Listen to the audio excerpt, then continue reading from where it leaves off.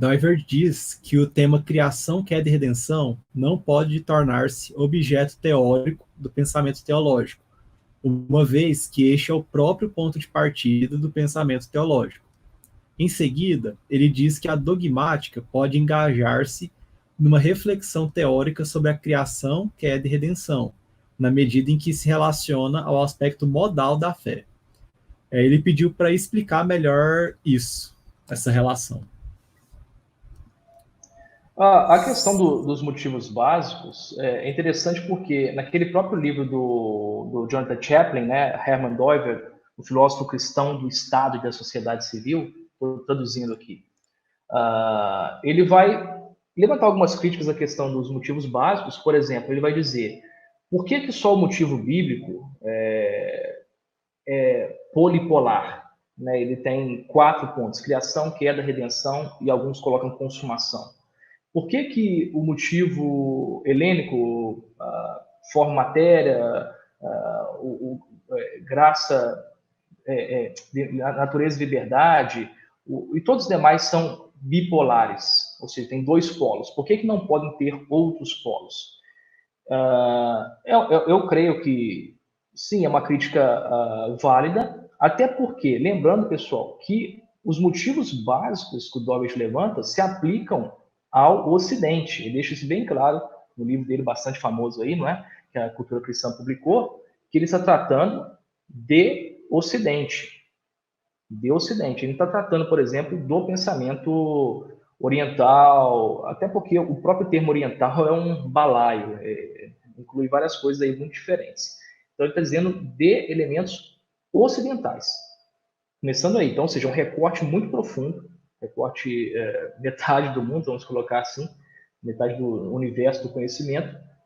E segundo, o Chaplin vai dizer, eu não concordo, eu só estou levantando essa questão para ver que outros pensadores já levantaram essa questão e tentaram respondê-la.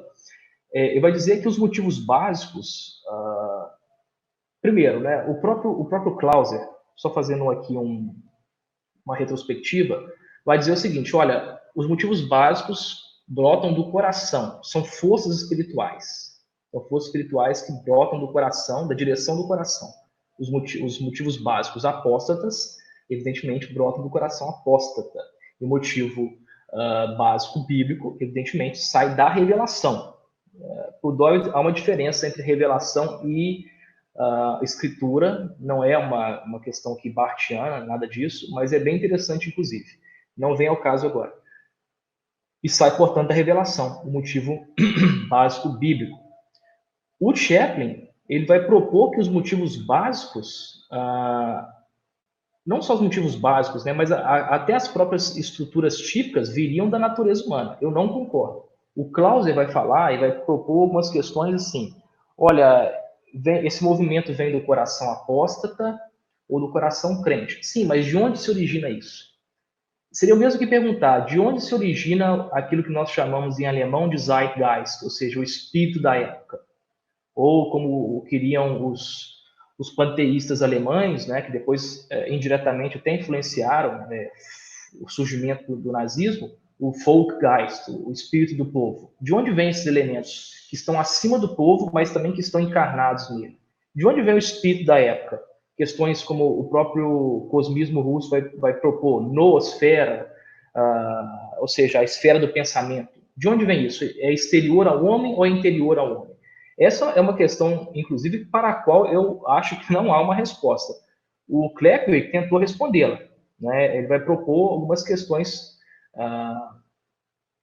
análogas à metáfora da placa tectônica, ou seja, você não vê a placa tectônica, porém percebe os seus movimentos. De fato, os motivos básicos, se eles precedem, se eles orientam todo tipo de produção teórica, como que eles podem ser teorizados? A questão é essa: eles não podem.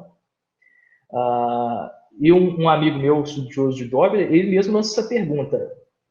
Questões como natureza e graça, né, um motivo básico, aqui também chamado, grosso modo, escolástico, ele é o suficiente para explicar a produção de uma obra tão complexa como a Suma Teológica?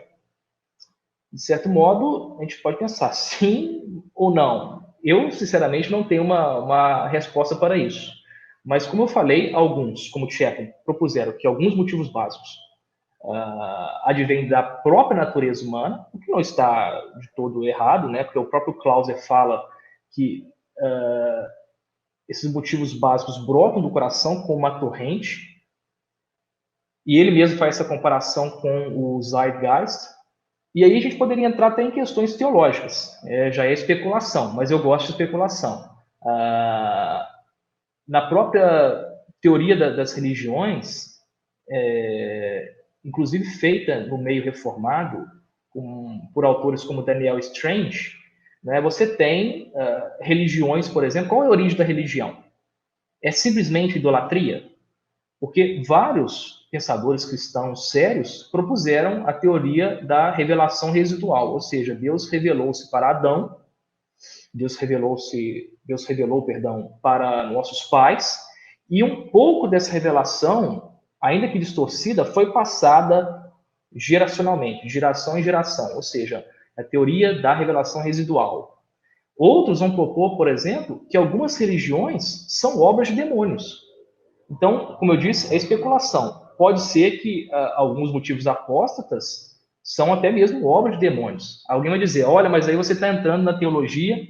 Sim, de certo modo, você está sendo um pouco fideísta. Eu digo que não, porque o próprio Doiver, num vídeo bastante famoso que está aí circulando na internet há já um tempo, alguns anos, diria 5 anos, o próprio Doiver, numa posição muito corajosa, a meu ver, criticando algumas igrejas americanas que estavam comprando ações. Se não me engano, era na General Motors, eu não lembro agora qual era, mas estava comprando várias ações numa empresa que, à época, estava fabricando bombas e minas, bombas de guerra e minas de guerra. E aí o próprio Dobbett fala, qual que é a explicação para isso? Ele fala, isso é uma obra demoníaca. É uma obra demoníaca.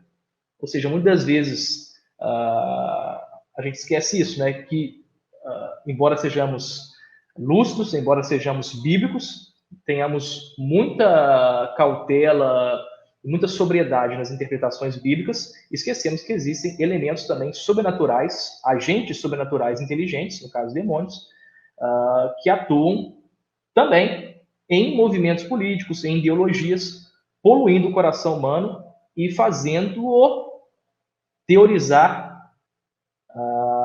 malignamente, produzir teorias malignas. É o caso do nazismo, por exemplo. Então, não há uma resposta unívoca para isso.